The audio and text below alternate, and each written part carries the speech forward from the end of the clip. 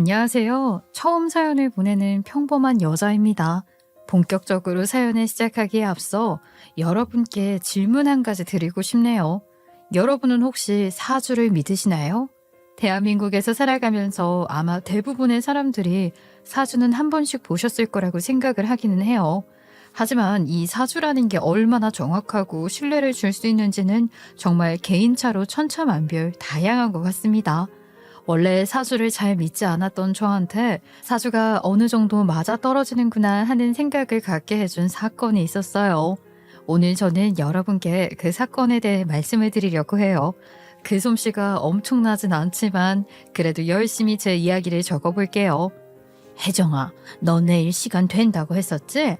내가 너한테 문자로 주소지 남겨놓을 테니까 내일 그 앞에서 보자. 같이 밥도 먹고 오붓하게 둘이서 데이트 좀 하자고 하는 거니까 너무 부담 갖지 말고 나와. 저는 결혼 전 예비 시어머니에게 이끌려 태어나서 처음으로 사주를 보러 갔었어요. 물론 그 자리가 사주를 보러 가는 자리인 줄은 꿈에도 몰랐죠. 저런 식으로 이야기를 하는데 그 자리가 사주를 보러 가는 거라고 어떻게 생각을 할 수 있었겠어요. 그냥 저는 평범하게 예비 시어머니와 예비 며느리로 데이트를 하자고 하시길래 가벼운 마음으로 나갔던 거였어요. 하지만 도착한 그곳은 평범한 곳이 아닌 무당집이었죠. 빨간 깃발이 척하니 매달려 있는 그런 곳 말입니다. 저희 집안이 종교를 갖고 있는 건 아니었지만 저희 부모님은 물론이고 저는 사주를 믿지 않았거든요.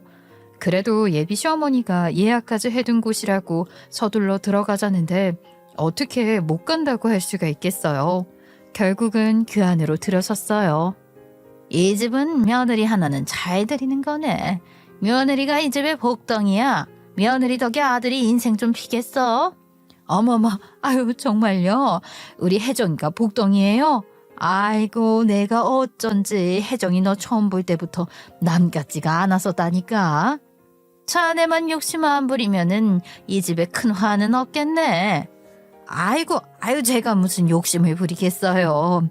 우리 아들 옆에 이렇게 좋은 배필 나타났는데 그것만으로도 감사히 생각하고 살아야죠. 약간은 긴장하고 들어섰던 점집 안에서 좋은 이야기를 들으니 긴장감이 풀리긴 하더라고요. 남편이랑 제 결혼 궁합도 좋고 제가 복이 많아서 시댁에는 좋은 일이라고 저도 기분이 좋았죠. 예비 시어머니도 좋아라 하셨고요. 그런데 점쟁이가 저한테 그러더라고요. 아가씨는 뱀을 조심해야겠다. 뱀 조심해 뱀.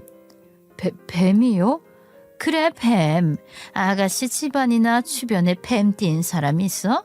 당장 주변에 없더라도 항상 뱀 띠는 조심해. 아가씨 잡아먹겠다고 아주 그냥 입을 쩍쩍 벌리고 있네. 뱀띠는 제 주변에 없었어요. 그것도 신기하더라고요. 뭐 주변에 뱀띠는 없는 거니 딱히 나쁜 사주 결과는 없었던 터라 저는 기분 좋게 그곳을 나왔어요. 예비 시어머니 역시 기분 좋게 나오셨고요. 저와 당신 아들의 궁합이 좋다는 게 기분이 좋았던 건지 날만 잡히면 빨리 결혼식을 올렸으면 좋겠다고 했으니까요. 그 뒤로 예비 시어머니는 혼자서 사주를 보러 간다거나 하는 일이 많았어요. 이게 말이야 오색실인데 결혼 전에 이거 지갑에 넣고 다니면 액땜 같은 거 다 해준다더라. 결혼식장 들어서고 새 인생 시작하는 건데 좋은 기운만 갖고 가야지. 안 그러니? 귀찮더라도 지갑에 꼭 넣고 다녀. 저희 예비 시어머니는 미신이라고 불리는 걸 참 잘 믿었거든요. 결혼식 직전까지 저 오색실을 지니고 다니는지 제게 확인을 하기까지 했었어요. 무속신앙을 맹신하는 시어머니의 행적은 저희 부부가 결혼하고 나서도 이어졌죠. 덜해지는 게 아니라 더해졌던 것 같아요. 그래서 결혼하고 나서 저와 남편 사이에 아이가 생기지 않아 마음고생을 하던 때에도 시어머니의 무속신앙 사랑, 아유 그놈의 무속신앙 사랑으로 인해 큰일이 벌어지기도 했었네요. 시어머니가 부적으로 거의 1,000만 원 가까이 되는 돈으로 대형 사고를 쳤으니 말입니다. 이것 봐요. 101호 때문에 아파트에 집 보러 오는 사람들이 기겁을 해서 돌아갔어요. 아이 지금 다른 층수 사람들이 101호 때문에 얼마나 피해를 받는 줄 알아? 이러다가 아파트 거래 안 돼서 집값 떨어지면 백일호가 책임질 거야? 아유, 당장 다 떼요. 제가 출근을 해서 회사에 있는데 아파트 라인 반장 아주머니가 전화를 걸어온 것이었어요. 저는 다짜고짜 반장 아주머니한테 혼난 것도 당황스러워 죽겠는데 부적이라니 대체 무슨 소리인가, 왜 그러는 건가 황당하게 그지없었습니다. 남편에게 연락을 해서 남편 보고 먼저 가보라고 했었어요. 남편은 자기 사업을 하는 사람인지라 저에 비해 시간이 좀 자유로웠거든요. 제 연락을 받은 남편은 서둘러 집으로 향했고 집에 도착한 남편이 제게 사진을 찍어 보내는데 저는 그 사진을 보고 기절을 하는 줄 알았어요. 현관문 전체가 부적으로 가득 채워져 있는 모습이었거든요. 정말로 말 그대로 가득 말입니다. 어찌나 덕지덕지 붙였는지 현관문 원래 색깔이 안 보일 정도로 붙여져 있더라고요. 그러니 아파트를 보러 온 사람들이 다른 층에 올라가 볼 생각도 안 하고 돌아서서 나갔겠죠. 저 같아도 내가 이사 가려는 집이 저런 이웃이 있으면 가기 싫었을 거예요. 남편은 정말 심각한 목소리로 제게 이야기를 했었죠. 자기야, 우리가 어디 뭐 잘못한 거 있나? 아니면 자기나 나나 우리 결혼하기 전에 전 애인들하고 안 좋게 헤어진 게 있었던 건가?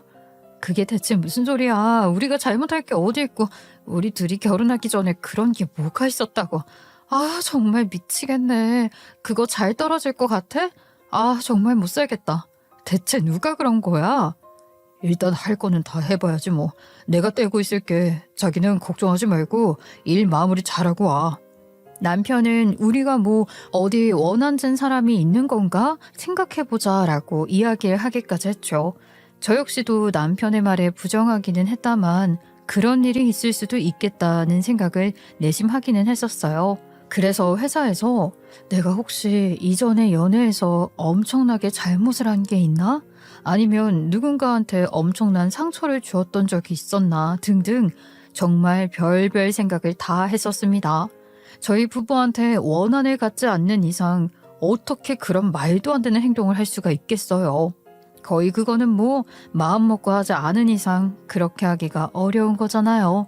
남편이 그렇게 현관 앞에 서서 무시무시한 부정 무더기를 떼고 있는데 마침 경비 아저씨가 오셨더랍니다.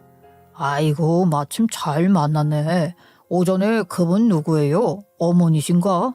아니, 그렇게 그런 거 붙이지 말라고 몇 번을 얘기를 했는데 어느새 이거를 붙이고 간 거야. 아휴, 내가 오늘 아주 하루 종일 아파트 주민들한테 얼마나 시달렸는지 몰라. 남편은 경비 아저씨의 말을 들으면서 저희 부부의 집 앞에 부적 테러를 한 사람의 인상착의를 알게 되었죠. 그리고 그 인상착의를 듣자마자 남편은 경비 아저씨께 CCTV 좀 볼 수 있겠냐고 요청을 했대요. 저희 신혼집이 1층이었던 터라 아파트 엘리베이터 때문에 CCTV로 저희 집 앞에는 누가 있었는지 그런 거 정도는 볼 수 있었거든요. 그리고 CCTV를 확인한 남편은 머리 끝까지 화가 나서 어딘가로 전화를 걸었어요. 여러분도 예상하신 그 사람, 네, 저희 시어머니한테 말이에요. 아니 엄마, 대체 왜 이런 거야? 왜 이래 정말? 엄마 뭐 치매라도 온 거 아니야? 뭐야? 이놈이 엄마한테 못하는 말이 없어. 아니 그렇잖아. 그러지 않고서야 이렇게 하는 게 말이 된다고 생각해? 상식적으로 이렇게 하는 게 말이 되는 일이냐고 생각을 하냐고. 말 안 되죠. 정말 말 안 되지 않나요? 도대체가 어떻게 그런 행동을 할 수가 있는 것인지 시어머니가 한 행동에 그저 황당하고 당황스러울 수밖에 없었어요. 그 와중에 당신 아들의 연락을 받고 저희 집으로 쫓아온 시어머니는 너무나 당당했죠. 아니, 내가 내 새끼가 자식 낳게 해달라고 해놓은 건데 그거를 왜 그 아파트 사람들이 참견한다니? 웃기는 것들 아니야? 그러게 너희가 진작에 나한테 집 비밀번호 알려줬으면 내가 들어가서 싹 다 붙이고 나왔잖아. 그러면 애초에 남들한테 쓴소리 들을 일도 없었겠구만. 내가 남이냐? 엄마한테 비밀번호 안 알려주냐 너희는? 이럴까봐 안 알려준 거지 이럴까봐.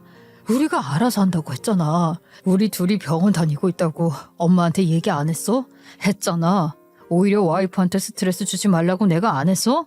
장모님은 가만히 그냥 우리 응원해 주시는데 왜 엄마 혼자 이러는 거야 왜?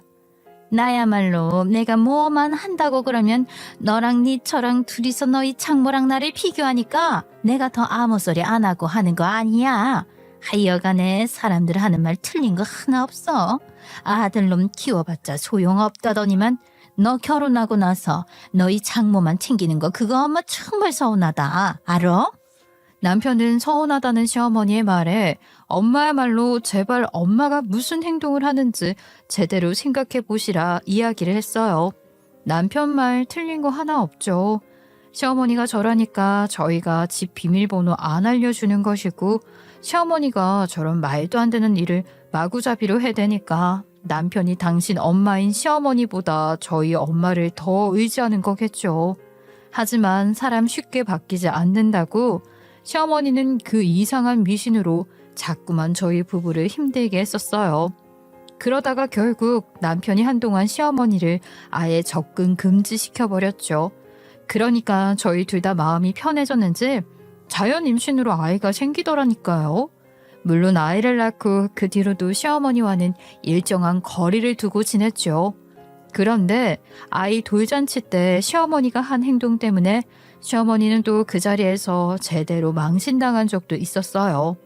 아무리 거리를 두고 지낸다 해도 손주 돌잔치에는 모시는 게 맞으니 모셨거든요. 그런데 거기서도 그럴 줄은 정말 몰랐어요. 잠깐 그 뭐야 닭띠 어딨어요? 닭띠 있어요? 아이고 정말 미안한데 저 닭띠 손님들은 그냥 답례품만 갖고 나가주시면 안 될까요? 우리 하준이한테 닭띠가 상극이라고 그러네. 아유 미안해요. 다들 알잖아 내 새끼 귀한 거. 사돈, 지금 뭐 하시는 거예요?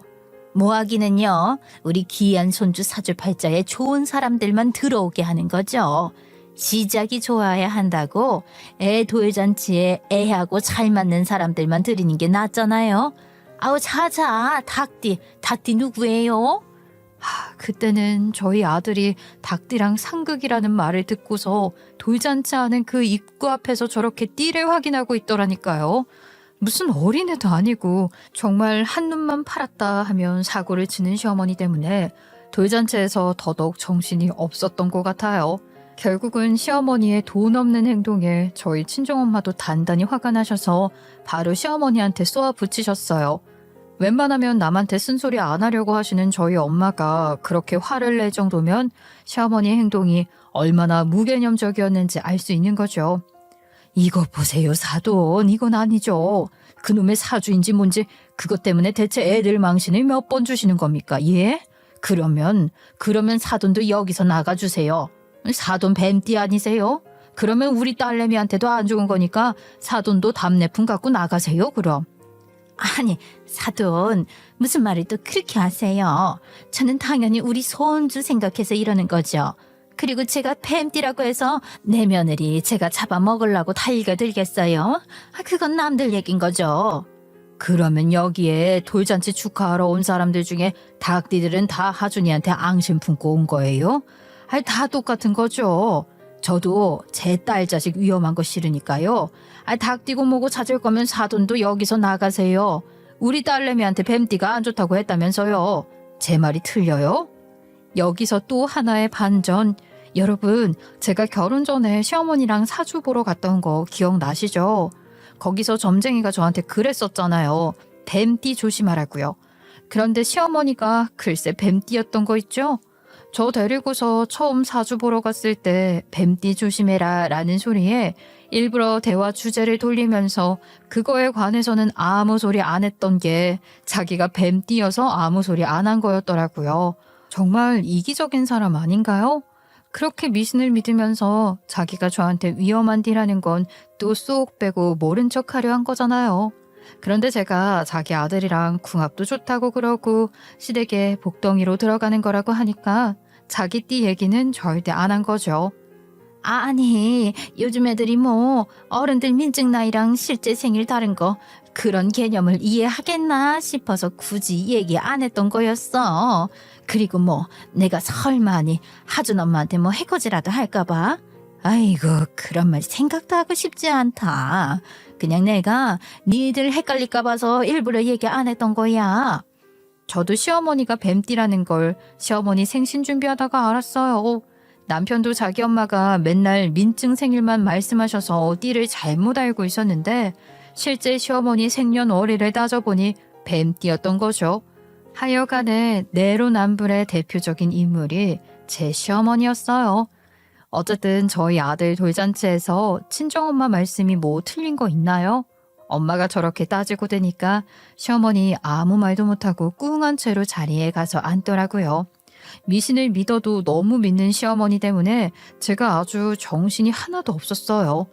여러분도 잠시 대화 내용을 들으셔서 아시겠지만 저희 친정엄마 쭉 지켜보시다가 아니다 싶으면 할 말을 참지 않고 하시는 분이셨어요. 그래서 시어머니랑 이따금씩 트러블이 많았었죠. 그리고 저희 친정엄마도 시어머니를 그다지 좋게 보지 않았고요. 어찌 보면 양가 어른들 두 분 다 서로의 자식을 보고 자식들이 괜찮아서 그 결혼을 허락한 것이었네요. 솔직히 말해서 나는 오로지 하준 아빠만 보고 너희 결혼 허락한 거야. 너희 시어머니 남자 관계도 영 복잡하고 봐봐. 너희 결혼식 때 데리고 온 남자랑 하준이 돌잔치 때 데리고 온 남자 같아? 또 틀리잖아. 아휴, 나이 들어서 창피한 것도 모르고 말이야. 나는 아무튼 너희 시어머니 별로야. 너도 딱 어느 정도까지만 하고 그 이상 하려고 하지 마. 그런 사람들이랑 잘못 엮이면 인생 너무 피곤해진다. 친정엄마 말씀대로 시어머니는 남자 관계도 좀 복잡한 게 아니었어요. 시어머니는 한 번의 외도로 인해 시아버지한테 이혼을 당했거든요. 그러고 나서도 이 사람 저 사람 만나는 걸 제가 자주 봤었어요. 물론 저는 나이와 상관없이 사랑을 할 수 있는 거라고 생각해요. 하지만 시어머니의 사랑은 너무나 소비적이어서 그게 좀 보기 안 좋았죠. 나는 남자가 능력 없으면 영 꽝이더라. 아니 희한한 거야. 얼굴 좀 된다 싶으면 쩐이었고 쩐이 좀 있다 싶으면 대머리 아니면 배불뚝이니. 아유, 그래도 너희 시아버지가 인물이 제일 나았는데 말이야. 그 인간이 그렇게 고지식하지만 않았어도 아내가 다른 남자 안 만났지. 대충 아시겠죠? 시어머니가 좀 저런 스타일이었어요.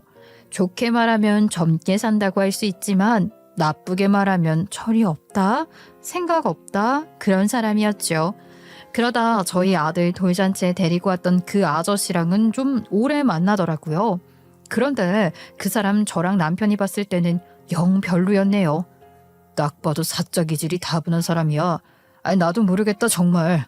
아니 내가 그렇게 아니라고 했는데도 되려 나한테 인연 끊자고 했던 거 봤지? 나도 이제는 정말 엄마 인생 노터치야. 그 사람한테 엄마가 돈을 뜯기면 그건 엄마 탓이야 이제는. 나는 말릴 만큼 했어. 당신도 말릴 만큼 말렸잖아. 시어머니가 만나는 그 남자는 그냥 얼굴에 누가 사기꾼이라도 써놓은 것 같았어요. 딱 그 느낌 아시죠? 말만 번지르르 하고 막상 까보면 아무것도 없는 거. 뭐 영종도에 자기가 아는 형님이 리조트 지었다고 하면서 자기 이름 대면 할인해준다고 하길래 아이 데리고 갔었거든요. 그것도 갈 생각 없었는데 자기 믿고 가보라면서 난리를 쳐서 간 거였어요. 그런데 무슨 아는 형님은커녕 그냥 지나가다 인사 한번 했던 정구동호회 사람이더라고요. 할인은커녕 개망신만 당했었죠. 당신이 만나는 사람이 그런 사람이라는 걸 시어머니는 전혀 개의치 않아 했어요. 제가 생각했을 때는 그게 가장 문제였던 것 같아요. 저와 남편과 아이만 보면 심란하고 할 것이 없었는데 시어머니와 그 사기꾼 같은 시어머니 남친 덕에 정말 정신없는 나날의 연속이었어요. 어린 아들 키우랴 시어머니가 사고치면 그거 뒷수습하랴. 그래도 저희 친정엄마가 계셔서 정말 안심이었지요. 남편이나 저나 저희 친정엄마한테 정말 많이 의지를 하며 지냈거든요. 아이고 뭘 이렇게까지 했어. 내가 아주 우리 사위 때문에 호강하네 호강해. 사돈도 챙겨드린 거 맞지? 내가 이런 말 하는 게 맞는지는 모르겠다만 그래도 부모 살아계실 때 효도하는 게 제일인 거야. 너무 사돈한테 뭐라고만 하지 말고 좋게 이야기해서 잘 풀어보기도 하고 그래 봐. 응? 저도 그러고 싶은데 지금 장모님이 말씀해 주시는 내용 제가 잘할 수 있을 거라고 장담은 못하겠어요. 저희 어머니, 장모님도 느끼셨겠지만 당신이 그렇다고 생각하시면 그게 누구라고 해도 아무 말도 안 들으세요. 괜히 하준이랑 하준 엄마만 더 피곤해질 것 같기도 하고요. 장모님, 저랑 하준 엄마한테는 장모님이 진짜 어른이세요. 집안의 유일한 제대로 된 어른, 그게 저희 친정엄마를 바라보는 저와 남편의 시선이었어요. 하지만 엄마는 갑작스런 심장마비로 돌아가셨죠. 원래 부정맥이 있으셔서 주기적으로 건강을 관리했었는데 등산 모임을 다녀오시고 나서 샤워를 하시다가 돌아가셨어요. 혹시 이 사연을 듣는 분들 중에 심장이 약하시거나 하시는 분들이 계시다면 무리한 활동 후에 바로 샤워하는 건 정말 하지 말아달라고 말씀드리고 싶어요. 그게 가장 위험한 행동이라고 하더라고요. 장모님이 2시간에서 3시간이라도 좀 쉬셨다가 씻으셨으면 괜찮으셨을 거래. 아휴, 우리가 더 가까이 살았어야 했는데. 우리도 몰랐고 엄마도 잘 몰랐던 거잖아. 그냥 누구 잘못이라고 그렇게 생각하지 말자. 그래도 아주 잠깐이지만 엄마 눈 보고 말이라도 전할 수 있었으니까 그것도 감사하게 느껴지더라. 맞아요. 그래도 감사하게 생각하는 건 엄마가 응급실로 이송되고 나서 잠시 동안 중환자실에 계셨다는 거예요. 그 잠시 동안 저와 남편은 희망을 갖고 있었고, 그리고 그 잠시라도 엄마와 더 있었다는 사실에 감사했어요. 엄마가 부정맥이 있으셔서 저희 엄마 집에 비상벨 같은 걸 해뒀거든요. 그걸 누르면 119에 신고가 갈 수 있도록 말이에요. 아마 친정엄마가 쓰러지시면서 그걸 누르셨었나 봐요. 그 덕에 그래도 골든타임을 잡을 수는 있었죠. 중환자실에 있는 동안 엄마는 정말 간신히 숨이 붙은 거였죠. 그런데 정말 희한한 게 엄마가 돌아가시던 그날에 엄마가 정말 기적적으로 아주 잠시 의식을 차리셨어요. 그러면서 엄마는 꼭 약속 있는 사람처럼 저한테 어떤 말을 남기고 돌아가셨는데요. 제 눈을 보고 걱정 말라는 눈빛을 보여주신 뒤에 말이에요. 엄마 안 돼. 엄마 가지마. 엄마 어떡해 여보. 엄마 어떡해. 안 돼 엄마. 나만 두고 가지마. 엄마 나만 두고 가면 안 돼. 나 어떻게 살라고. 나 어떻게 살아 엄마. 엄마를 보내면서 저는 엄마 없이 나는 아무것도 할 수 없다는 말만 연신 반복해서 외쳤던 것 같아요. 목이 터져라 엄마를 붙잡고 외쳤어요. 그 당시에는 내가 어떻게든 내가 죽을 정도로 소리를 지르면 죽음의 문턱으로 가던 엄마가 다시 발길을 돌려주실 거라는 생각을 했었거든요. 하지만 엄마는 돌아오지 않았죠. 그렇게 엄마와의 갑작스러운 이별에 저는 정말 세상을 다 잃은 것만 같았어요. 제가 엉엉하고 우니 어린 아들도 엉엉 울고 남편은 자기까지 울으면 제가 무너질까봐 눈이 시뻘개질 정도로 꾹 참았고요. 그렇게 정신없이 차려진 빈소에서 슬픔을 쏟아내고 있는데 시어머니가 자기 남자친구와 함께 나타났어요. 여전히 사이좋게 같이 다니는 모습을 보니 그것도 기가 차더라고요. 아이고, 우리 며느리 얼굴이 아주 반쪽이 돼버렸네. 밥은 잘 먹고 있는 거야? 그래, 얘 너희 시아버지가 걱정 많이 했었어. 아유, 사람 일 정말이지. 한 치 앞도 모른다고 이게 대체 무슨 일이라니. 얼마나 놀랐어 그래? 참네. 누구 보고 자기 마음대로 며느리라고 하는 것인지. 시어머니 남자친구는 어느 순간부터 자기 멋대로 저보고 며느리라고 하더라고요. 평소 같았으면 무슨 며느리냐 콕 집어서 이야기했을 텐데 그때는 그럴 기운도 없어서 그냥 무시했습니다. 당신 아들이랑 며느리가 그 사람은 아니라고 그렇게 이야기를 했는데도 또 빈소까지 함께 온 걸 보면서 시어머니도 그렇고 시어머니 남자친구도 그렇고 참 대단한 사람이라는 생각이 들었어요. 사랑에 대한 의지가 엄청난 사람들이구나 하는 생각이 들었죠. 그래도 할머니라고 시어머니는 저희 친정엄마의 영정사진 앞에서 절을 올린 뒤에 빈소 한 구석 작은 방에 아들아이가 자고 있는 걸 확인하더라고요. 그때는 시어머니가 당신 손주 살펴보러 들어간 거라고만 생각을 했지만 말이죠. 그러더니만 시어머니는 제 손을 이끌고 식사하는 곳으로 갔어요. 꼭 챙겨주고 싶은 게 있다면서 말이죠. 그리고 시어머니는 제게 웬 한약을 내줬어요. 이거 착 들이키고 장내 마무리 잘 짓자. 나도 같이 마실게. 네가 건강해야 하는 거야. 하준이한테 약한 모습 보일 거니? 사돈한테 안 좋은 모습 보일 거야. 네가 강하게 있어야 먼저 건 사돈도 마음을 놓지. 내가 네 소식 듣고 헐레벌떡 가서 지은 거야. 너 앞으로 심정 관리 잘해야 한다. 냉정하게 들릴지 몰라도 유전이라는 게 무서운 거야. 알겠지? 얼른 마셔. 이게 심장에도 그렇게 좋다더라. 그래, 네 시어머니가 네 걱정을 얼마나 했는 줄 아니? 너 얼굴 수척한 거 보니까 머리에서라도 한약 쪼길 잘했다는 생각 드네. 얼른 마셔. 어른이 챙겨주는 건 사양 않고 마시는 거야. 하여간 꼭 저렇게 끼어든다니까요. 하나부터 열까지 참 마음에 안 드는 사람이었어요. 어쨌든 시어머니는 저를 위해서 한약방에서 약을 다려왔다며 제게 한약을 내밀었죠. 컵에 담아서 아주 정성껏 말이에요. 그런데 아무래도 이상하더라고요. 그냥 직감적으로 괜히 그냥 정말 의심스러운 마음이 들었어요. 한약은 쓰니 먹고 사탕을 먹어야 한다면서 시어머니가 잠시 사탕을 찾으러 간 사이에 저는 시어머니와 제 컵을 바꿨어요. 한약이 담긴 컵을 서로 바꿔놓은 거죠. 그리고 시어머니가 돌아와서 한약을 같이 마셨어요. 사이좋게 말이죠. 쭉쭉 다 들이킨 거지? 그래, 이렇게 쭉 들이켜 마셔야 해. 내가 정말로 어렵게 구해온 거야. 당장 못 해준다는 거 내가 우리 며느리 건강 챙겨야 한다고 난리를 쳤다니까. 어서 이거 사탕 먹어. 컵은 놔주고. 아이고, 잘 마셨네. 다 마신 거야? 아이 그래, 이렇게 먹어주면은 챙겨줄 맛이 나지. 안 그래? 잘했어. 시어머니와 시어머니 남자친구는 제가 그 한약을 다 마신 건지 꼼꼼히도 확인을 했어요. 그 모습부터가 의심스러웠던 저는 시어머니와 컵을 바꾸기를 잘했다는 생각을 속으로 하고 있었죠. 그리고 저의 의심이 아주 괜찮은, 아니 어쩌면 나를 구한 선택이었다는 걸 얼마 가지 않아 알게 되었습니다. 그렇게 3시간 뒤 믿을 수 없는 일이 벌어지기 시작했거든요.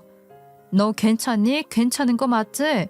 거의 1시간 간격으로 제 안부를 확인하던 시어머니가 어느 순간부터 안 보이기 시작했어요. 조용하면 꼭 어딘가에서 사고를 치는 시어머니였기에 슬슬 신경이 쓰이기 시작했습니다. 아유 언니 큰일 났어. 언니 빨리 나와봐 얼른. 그렇게 시어머니가 어디서 사고를 치고 있지 않을까 걱정하던 제게 사촌 동생이 후다닥 달려와 시어머니의 행방을 알려주었죠. 아주 다급한 목소리로 말이에요. 사촌 동생이 꼭 귀신이라도 본 것처럼 사색이 되어 달려왔기에 저도 급한 일이 생긴 건가 싶어 후다닥 따라서 달려갔어요. 세상에, 동생이 이끄는 곳으로 함께 달려가서 제가 뭘 봤는 줄 아세요? 어머머, 저게 대체 무슨 꼴이야? 아유, 이게 웬 난리야? 이거 뭐 사람 불러야 하는 거 아닌가 몰라. 아유, 그러게 말이야. 이래서 나이 먹어서 건강관리 잘해야 한다는 거라니까. 나도 모르는 사이에 저러는 경우가 있다고 하더라고. 제가 달려가서 마주한 건 바지에 큰 실내를 한 채 주저앉아 있는 시어머니의 모습이었어요. 시어머니는 얼굴은 가리고 있는데 그 큰 실내하는 것을 멈추지는 않았죠. 멈추지 않았다기보다는 멈출 수 없는 것처럼 보이기는 했어요. 더 이상 자세히 이야기하면 서로 비이상할 것 같아 간략히 이야기하겠습니다만 참 정말 엄청났습니다. 자기를 보면서 웅성거리는 소리를 들은 시어머니는 버럭 소리만 질러댔어요. 그게 더 시선을 끌고 있다는 걸 모른 채 말이죠. 아니, 뭐 구경 났다고. 다들 가라고. 뭘 봐, 가라고. 시어머니는 거의 울다시피 소리를 질렀어요. 그래도 제가 며느리니까 다가가서 시어머니를 도와줘야 한다는 걸 알고는 있었는데요. 아이고, 냄새 때문에 도저히 다가갈 수가 없더라고요. 시어머니는 얼굴을 가린 채 자기 남자친구 이름만 연신 불러댔죠. 육개장을 다 먹고 다른 모르는 아저씨들 화투판에 껴있던 시어머니 남자친구는 그제야 달려 나왔고요. 참, 그래도 사랑의 힘은 위대하다고 느꼈던 게 시어머니 남자친구는 시어머니한테 성큼성큼 다가가기는 하더라고요. 뭐야? 왜 당신이 이러고 있어? 당신 며느리는 멀쩡하더구먼.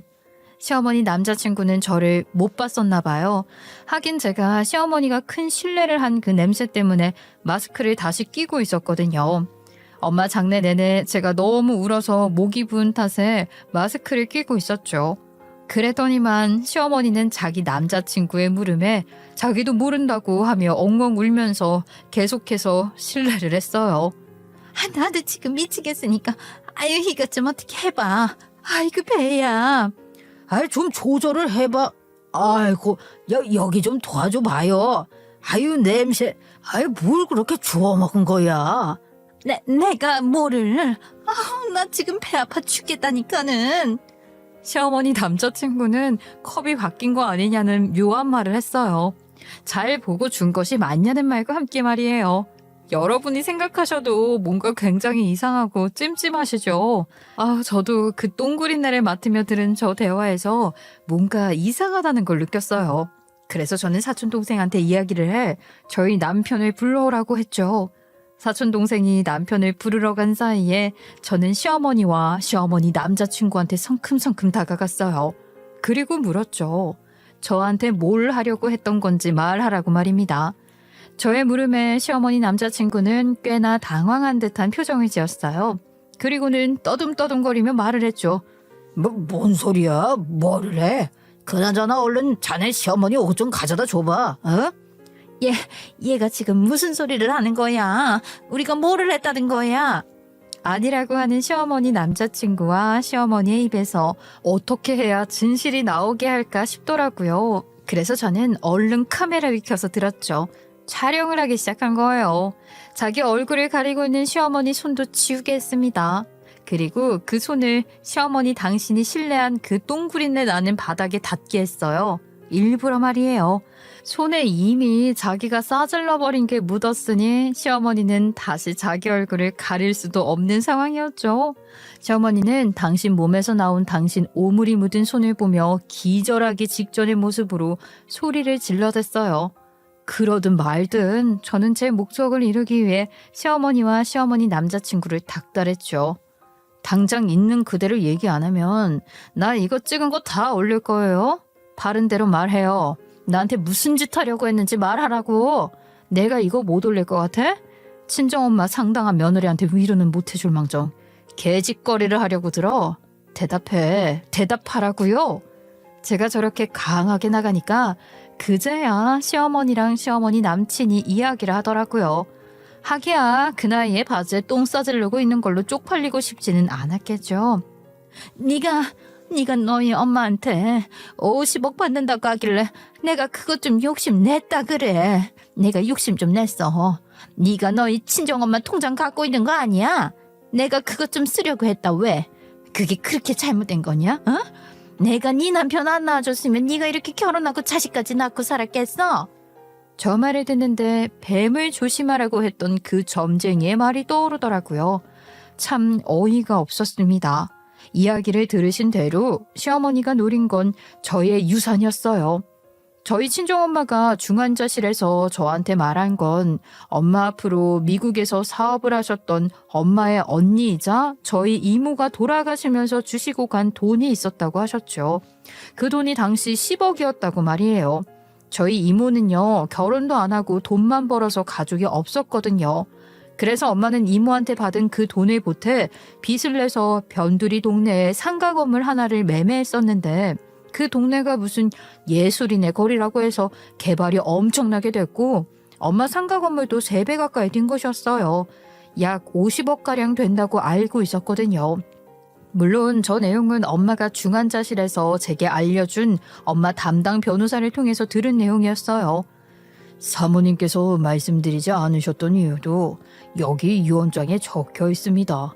사모님께서 아시다시피 질병을 앓고 계셨잖아요. 그래서 늘 해마다 유언장 확인하시고 더 추가하시고 싶은 게 있으시면 추가하셨거든요. 상 첫째 날 변호사가 찾아왔었어요. 그러면서 엄마가 돌아가시기 전에 써오셨던 유언장을 제가 읽어보게 되었죠. 그러면서 어떻게 엄마한테 그 돈이 생긴 건지, 그리고 엄마가 이걸 여태 말해주지 않았던 이유도 알게 되었어요. 네가 이 내용을 읽고 있을 때면 엄마는 없겠네. 엄마가 미리 말 안 해줘서 서운한 건 아니지? 미리 말하려다가 괜히 네가 신경 쓸까 봐서. 그래서 내가 얘기를 안 했었다. 너 괜히 신경 쓸까 봐서 말이야. 상가 건물 매매하고 나서 말하려고 했었어.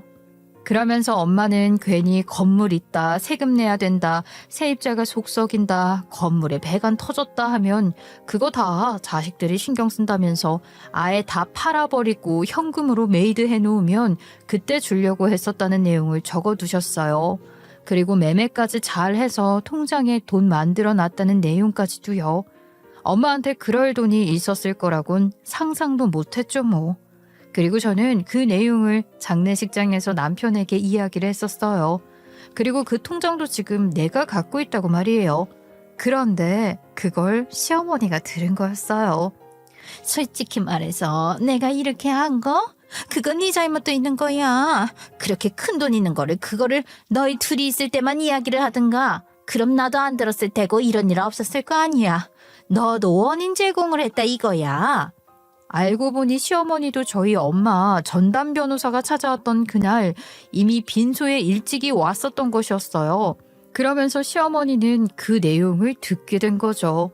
돈 욕심 많고 한량의 삶을 원하던 시어머니가 그 내용을 들었으니 놓칠 수 없었답니다. 제가 남편과 나눈 이야기를 듣고는 후다닥 나가서 자기 남자친구랑 계획을 짰던 거죠. 한약에 변비약을 넣어서 제가 계속 화장실을 들락날락거리면 그때 제 가방에 있는 엄마 통장을 빼가려고 말이에요. 친정엄마 상당한 마당에 제가 당연히 정신이 없을 거라고 생각을 했던 거죠. 그 가짜는 계획을 듣는데도 웃음밖에 안 나오더라고요. 고작 생각한 게 그딴 거라니 그저 어이가 없었어요. 고작 그 돈 때문에 이런 일을 벌였다고? 고작 그 돈 때문에? 그래 이놈아. 네 엄마가 고작 그 돈 때문에 그랬다. 그게 왜? 그러게 내가 가게 하나만 차려달라고 했잖아. 네가 대출 받아서 가게 하나만 내주면 너한테 손 안 벌리고 내가 돈 잘 벌어먹고 살겠다고 내가 얘기했었잖아. 가게? 그딴 게 가게야? 할 거면 좀 멀쩡한 걸 한다고 하던가. 이상한 안마 가게나 차린다고 하고 말이야. 그걸 차려줄 자식이 대체 어딨어. 시어머니는 저희가 결혼하고 나서 신혼 초에 자기가 좋은 사업 아이템을 찾았다면서 저희 남편한테 제안을 했던 적이 있었어요. 그 좋은 아이템이라는 게 건전하지 않은 시술소였죠. 자기 주변에 그런 거 3개 운영하는 사람이 있는데 금방 건물 사고 땅 샀다더라 하면서 말입니다. 저런 제안부터가 정말 생각이라고는 없는 사람 아닌가요? 그때 그걸 차려줬으면 정말로 시어머니가 돈을 많이 벌었을까요? 남편은 그런 자기 엄마를 보면서 아무 말도 못하더라고요. 너무 충격이었겠죠. 그리고 얼마 지나지 않아 경찰이 찾아왔어요. 저희 가족이 신고한 건 아니었고 아마 그 상황을 지켜보던 다른 사람들 중에 누군가가 신고를 한 것 같았어요. 저와 남편은 있는 그대로 이야기를 했죠. 시어머니와 시어머니 남자친구가 한 행동에 대해서 말이에요. 우선적으로 시어머니와 시어머니 남자친구는 경찰차에 실려서 경찰서로 향하게 되었어요. 저희가 장례 중이기도 했고 시어머니와 시어머니 남자친구가 한 행동이 상대방에게 해를 끼치려 한 것이었기에 두 사람은 구치소에 구금된 상태로 있었고요. 그 뒤로 남편은 장례 내내 아무 말도 없었죠. 장례가 끝나고 나서도 시어머니와의 일 때문에 마음을 쉬지 못했는데 남편은 시어머니 일로 경찰서를 가기 전날 제게 제안을 했어요. 우리 이혼하는 거 어떨까? 그게 무슨 소리야? 이혼? 당신 왜 그런 소리를 해? 아무래도 엄마가 하는 행동이 선을 넘어. 해도 계속 넘어. 이제는 그만하겠지, 이제는 안 하겠지 하면서 끝이 나겠다라고 생각을 하는데 그럴 때마다 엄마가 계속 선을 넘잖아. 이러다 당신이랑 하준이한테까지 피해를 줄 것 같아. 나랑 안 엮여 있으면 엄마랑도 엮일 일 없을 테고. 남편은 제게 이혼을 하자고 제안을 했어요. 저는 남편한테 이상한 소리 하지 말라고 했죠. 그런데도 남편은 그냥 이혼하는 게 낫지 않겠냐는 말을 계속했어요. 나 당신한테 돈 바라는 거 없어. 정말 진심으로 나 때문에 당신이랑 하준이가 힘들까 봐 그게 무서워서 그래. 당신 그걸 지금 말이라고 하는 소리야? 그런 소리가 어딨어? 내가 돈이 있어도 당신 없으면 하준이랑 어떻게 살아? 당신 하준이 없이 살 수 있어? 나 없이 살 수 있냐고. 어떻게 그런 소리를 해? 저런 말을 하는 남편 속이 오죽했을까 싶어서 저는 제 눈도 제대로 못 쳐다보는 남편을 한참을 껴안고 울었어요. 남편도 저한테 너무 미안해서 어떻게 해야 할지를 몰라서 그랬다고 정말 미안하다며 엉엉 울었죠. 남편과 제가 우니 아들아이도 엉엉 울고 새 식구가 한참을 울었습니다. 저는 남편한테 이야기했어요. 우리는 우리가 가족이 되어서 겪을 큰 시련의 단계를 넘고 있는 거고 그걸 우리는 잘 이겨낼 수 있으니 2번 다시 그런 소리 하지 말라고 말이에요. 당신 옆에 내가 있고 내 옆에 당신이 있고 그리고 우리는 우리 아들을 지켜줘야 하는 부모이지 않냐고 말입니다. 저의 진심 어린 말에 남편은 다시금 생각을 고친 듯 했어요. 그리고 그 사람은 자기 인생에 중대한 결정을 하기로 했죠. 선처 같은 거 없습니다. 선처 없이 고소 진행해 주세요. 상대방 쪽에서 변호사 선임하겠다고 하면 저희도 할 거라고 해주세요. 저희는 절대로 선처 같은 거 없습니다. 합의하고 싶으면 저희가 원하는 합의금 아닌 이상 안 할 거니까 저희가 얘기하는 합의금 그대로 준비하라고 해주세요. 저희 남편 정말 달라졌죠. 남편은 단호해졌어요. 누구에게 단호해졌냐고요? 시어머니랑 시어머니 남자친구한테 말이에요. 물론 언제나 시어머니 남자친구한테는 단호했지만 시어머니는 그래도 엄마였기에 남편이 이성보다는 마음으로 대했는데 더 이상 그런 것은 없다는 결정을 한 거죠. 일단 여기서 시어머니와 시어머니 남자친구가 어찌 되었는지 궁금하시겠죠? 우선 변비약을 먹이려 했던 건 어떻게 할 수도 없고 마땅한 증거도 없어서 별다른 처벌을 하지는 못했어요. 시어머니랑 시어머니 남자친구가 쌍화탕 같은 한약을 받아서 거기다 변비약을 산 거였거든요. 약국에서 계산도 현금으로 해서 어디 약국에서 산 건지 알지도 못했죠. 하지만 시어머니는 실형보다 더 무서운 벌을 받고야 말았어요. 천륜이 끊겼거든요. 합의금 낼 돈 없으면 이 방법밖에 없는 거잖아. 이렇게 하는 게 맞는 거지. 안 그래? 우리한테 합의금 50억 줄 거 아니면 그냥 조용히 우리 여기서 끝내자. 제가 봤을 때는 남편이 일부러 어마무시한 금액을 이야기한 것 같았어요. 시어머니와 절연을 선언하기 위해서 말이에요. 시어머니는 자기 아들한테도 절연을 당했는데 그 와중에 자기 남자친구한테도 차이고 말았어요. 그래서 더더욱 시어머니의 충격은 배가 되었죠. 시어머니는 절연을 선언한 자기 아들 앞에서 폭발을 했어요. 어떻게 네가 엄마한테 이러냐? 그 망할 놈은 같이 일 공모할 때는 언제고 내가 바지에 똥질인 거 본 이후로 내가 여자로 안 보인다고 헤어지자고 하고 너는 나한테 네 와이프 때문에 연 끊자고 하고 아이고 내가 못 살아. 아이고. 그러는 엄마는 나한테 어떻게 그럴 수가 있어요? 내가 여태껏 이 나이 될 때까지 나 엄마한테 정말 수도 없이 부탁했었어. 엄마 제발 그러지 말아라. 제발 그러지 말아달라. 그런데 그거 무시한 건 엄마야. 내가 너를 뭘 무시했는데? 그리고 내가 네 엄마인데 내가 네 말을 들어야 하는 거냐? 네가 내 말을 들어야지, 이 나쁜 놈아. 들은 그대로입니다. 그렇게 천년의 사랑처럼 굴더니만 결국 시어머니의 똥 앞에서 그 사랑은 끝나고 만 것이었죠. 물론 시어머니는 절연을 인정할 수 없고 받아들일 수도 없다고 했었어요. 하지만 이미 남편의 마음에서는 시어머니와의 연을 끊었기에 그 관계는 회복될 수가 없었어요. 시어머니가 아무리 연락을 해오고 폐륜하라고 욕을 한다고 해도 말이에요. 그리고 그 뒤로 저희 가족은 한국을 떠났어요. 남편은 사업장을 정리했고 저 역시도 직장을 정리하고 아이를 데리고서 친척 언니네 식구가 있는 미국으로 왔죠. 엄마가 남겨주신 재산을 가지고서 말이에요. 그리고 저희 가족은 지금 이곳에서 온전히 우리 가족을 위한 시간을 보내며 살아가려 노력하고 있어요. 시간이 언제 어떻게 주어질지 모르니 말이에요. 아마 돌아가신 저희 친정엄마도 저희가 이렇게 가족과 잘 살아가기를 바라시지 않으셨을까. 그래서 그렇게 유산을 남겨주신 거 아니었을까 싶습니다. 저는 오늘 제 이야기를 마치면서 제 이야기를 들은 여러분들도 여러분의 사랑하는 사람들과 늘 좋은 추억을 남기며 살아가셨으면 좋겠어요. 그럼 저는 이만 감사의 인사를 전하며 글을 마치겠습니다. 감사합니다.